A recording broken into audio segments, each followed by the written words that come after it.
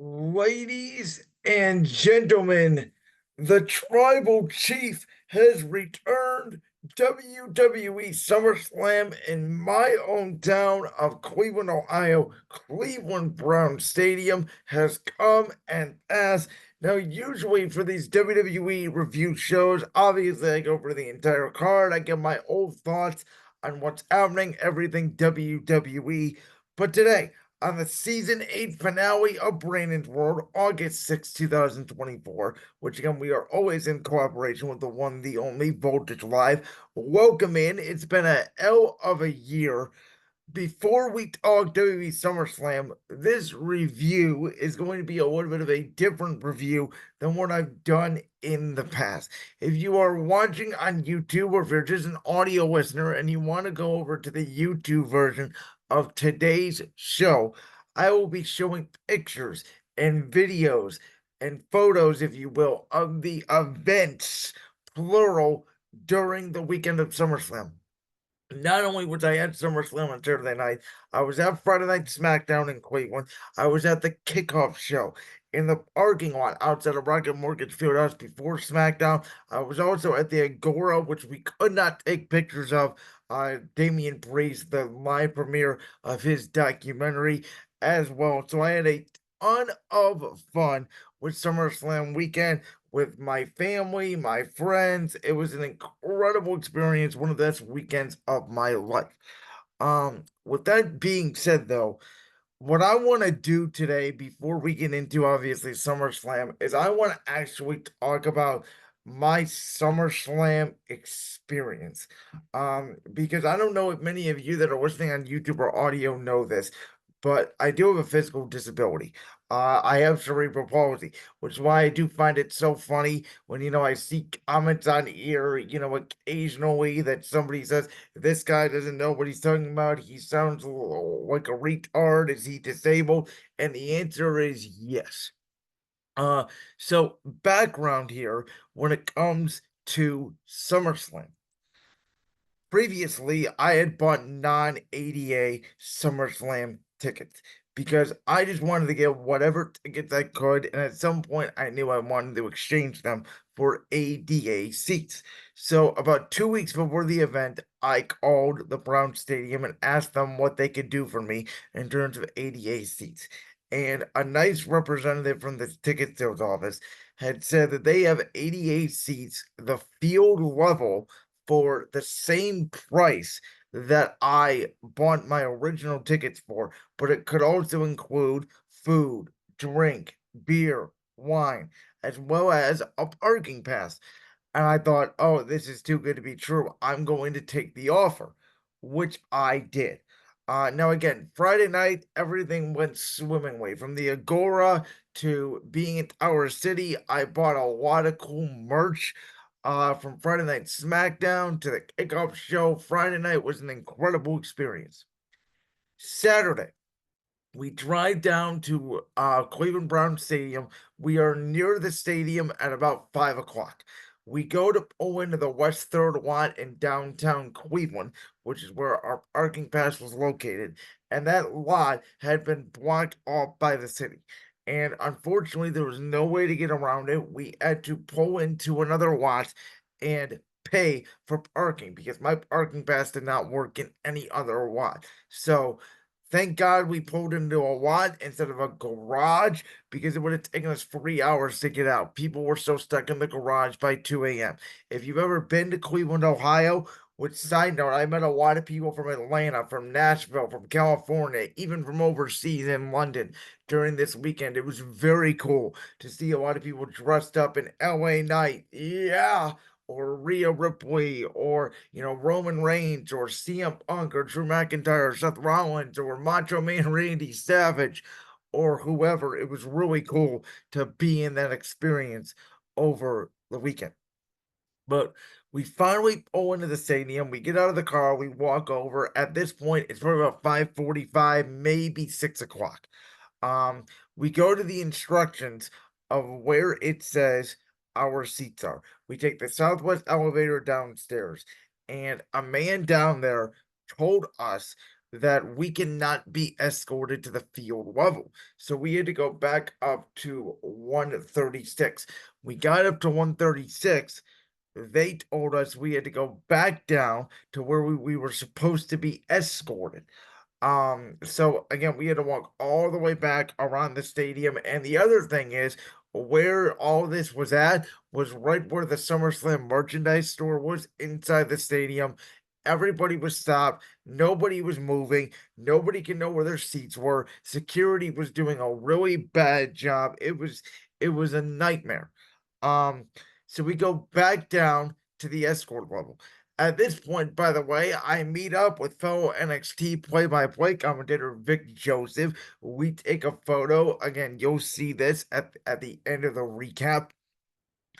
Um, and they tell us again, that we cannot go through the escort, that we have to go back upstairs. So again, we go back upstairs. Finally, I said, listen, I'm on a walker. I'm physically disabled. It's like 6:30, 6:45 at this point. We're hungry. We don't have access to the food yet. We just want to get to our seats. We've been walking around the stadium for 2 hours. We've done this twice.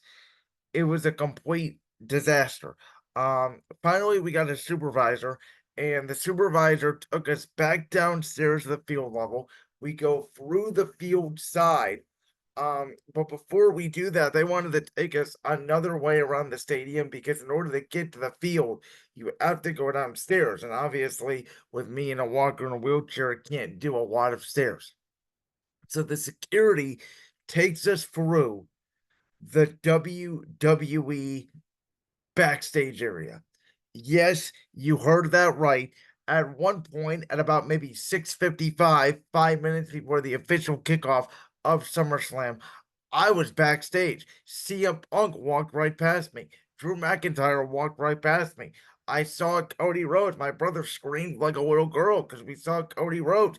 We saw Rhea Ripley and Dominic Mysterio with a camera in their face. We might have been on Peacock for all I know. Um, and then obviously they told us we cannot go through the locker room. So we had to go back around up another elevator through the field area when we finally got to the field area, and they still did not know where our seats were. It was at this point where Triple H had already come out. The Miz and Joey Roll had already done their thing. Miz and Joey Roll go right past me on the floor. We finally get to our seats. Excuse me. By the time we get to our seats, it's way past the show. Rhea and Liv Morgan are already fighting. The bell had just rung, and by the time we got settled in, watched a match or two, and went to go get food, the food was ice cold. I'm currently working with the Brown staff to try to get a refund for everything. It was a wild experience. And then on top of it, to give me a wheelchair after the show, we had to wait for 40, 45 minutes as soon as Roman Reigns left and Cody Rhodes held up the Undisputed Championship to end the night. It was probably about 11:45 by the time they brought one down. We literally, me, my brother, my best friend, and my cousin, watched as the ring got taken down and everybody out of that stadium was gone. Lucky for us, we beat the traffic home. That was the one good thing. But absolutely, SummerSlam 2024 will be a story I will never forget, from pretty much being backstage with wrestlers to finding our seats for 3 hours to watching the ring get taken down to the incredible action, which of course featured Liv Morgan and Dominic Mysterio kissing, which I will tell you just out front, I predicted every single match correct on this card. I had predicted Liv Morgan to retain the Women's Championship against Rhea Ripley. I had predicted Braun Breaker to squash Sami Zayn. I even called that. I said there's going to be one match that's going to be short on this card. It's going to be Braun Breaker squashing Sami Zayn. I called LA Knight defeating Logan Paul. I thought that was one of the best matches of the night for the United States Championship. Yeah, I called Nia Jax defeating Bayley for the Women's Championship. The only thing I technically got wrong on this whole show was Tiffany Stratton did not cash in with the Women's Money in the Bank briefcase, which I thought she would. But obviously, Nia Jax now is going to have a reign of terror over the Blue Brands Women's Division. I did say Drew McIntyre was probably going to defeat CM Punk if there was a winner. I did not think there was going to be a winner. I thought Seth Rollins was going to curb stomp them both, but obviously the story here is McIntyre got the win over Punk, who did not need the win in his first one-on-one match back in WWE in 10 and a half years. I did say Damian Priest was going to lose the World Championship. I did not think they were going to do the full Judgment Day turn yet, but they ended up doing that. And obviously, we got the Roman Reigns return, the Superman punch, and the ooh ah spear to Solo Sikoa. Cody Rhodes retaining the Undisputed Championship with also some help from Randy Orton and Kevin Owens. I have nothing bad to say about the results of the card at all. I thoroughly enjoyed the card. I thought SummerSlam 2024 was one of the best SummerSlams of all time. 10 out of 10. I thought all the right winners won. I think Monday Night Raw now we're gonna have a split with the Judgment Day. Obviously, that storyline going with Rhea and Dom and Liv and Priest and Balor, and which side is JD McDonough and which side does Carlito come to? Then obviously you got the CM Punk Drew McIntyre feud, and then you got Gunther now patrolling the landscape as the world heavyweight champion. Does he move into a feud with someone like a Seth Rollins? And then you got Braun Breaker patrolling the landscape as the Intercontinental Champion.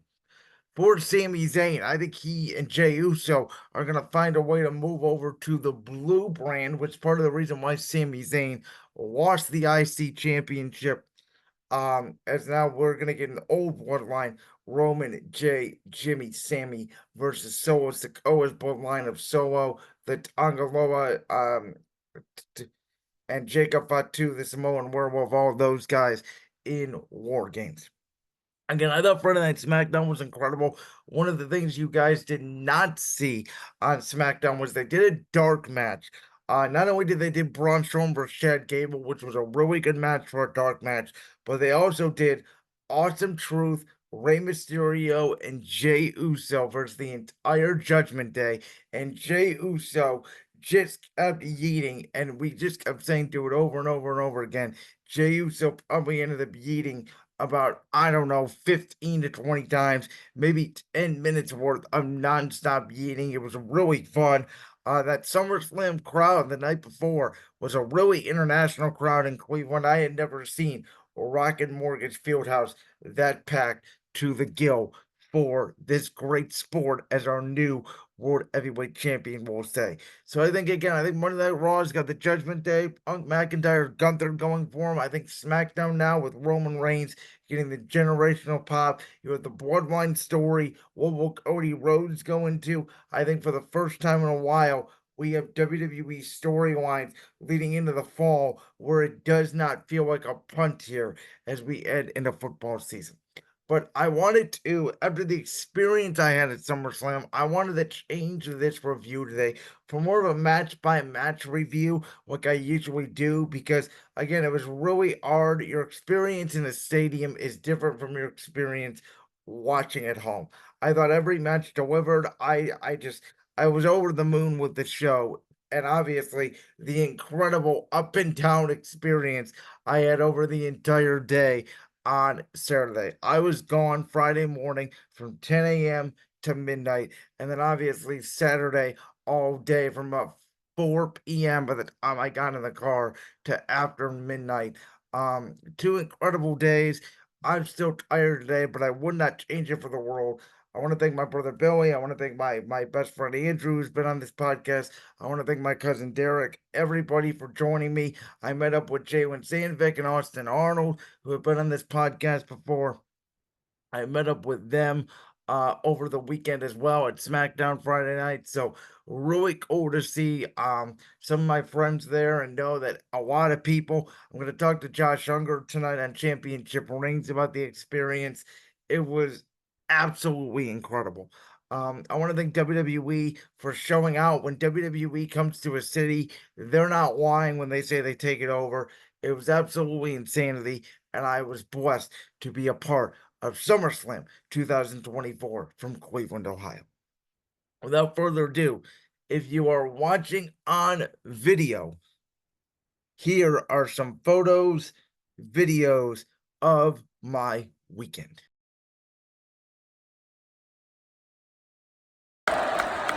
Fuck you, Logan! Fuck you, Logan! Fuck you, Logan! Fuck you, Logan! Fuck you, Logan!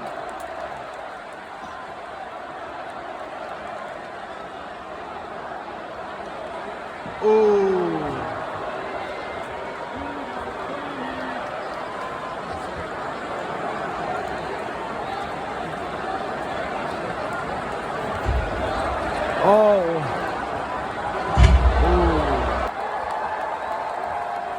Introducing the challenger from San Diego, California.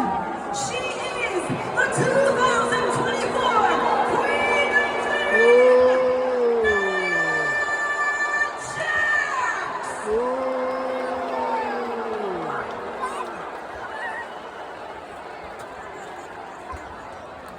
And her opponent from San